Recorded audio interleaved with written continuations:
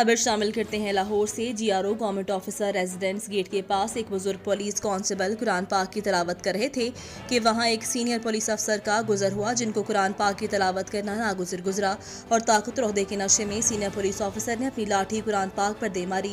कुरान मजीद जमीन पर गिर गया और फिर नुमा एसपी अपने गरूर और तकब्बुर के साथ अपने कमरे में चला गया। आगे की कहानी वीडियो में मौजूद है।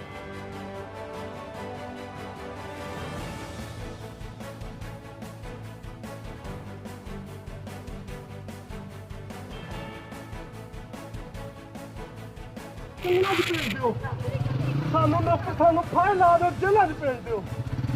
तबादले किते अज़मत कुरान। खुदा का खौफ करो यार, झूठियां नमाज़ां पढ़दे हो, झूठे रोजे रखदे हो, झूठे खोके ला के फिरते हो। तुहाडे नालों तां दूजे मज़हब दे लोग चंगे ने। तुसीं मुसलमान कहंदे जी।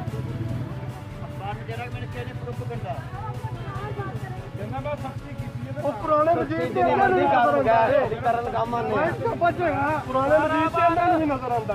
ਡਿੱਗ ਪਿਆ ਏ, ਚੁੱਕ ਲਾਠੀ ਨੇ ਲਾਲਾ, ਇਹਨਾਂ ਦੀ ਲਾਠੀ ਤੋਂ ਪੁਰਾਣੇ ਵਜ਼ੀਰ ਚੁੱਕ ਲਾਠੀ ਨੇ ਲਾਲਾ, ਕਹਿੰਦੇ ਕੋ ਮਾਫ ਹੋ ਗਈ ਗੱਲ। ਐ ਹੁੰਦੀ ਏ ਬਾਜ਼ਰਤ ਅੰਦਰ ਫਰੋਨ ਬਣ ਕੇ ਬਹਿ ਗਏ ਜੀ। ਰੱਖ ਦਿੱਤਾ ਅਸੀਂ ਗਿਰਾ ਹੈ ਚੁੱਕਿਆ ਸੀ ਤੋਬਾ ਵੀ ਕਰ ਰਹੇ ਹਾਂ।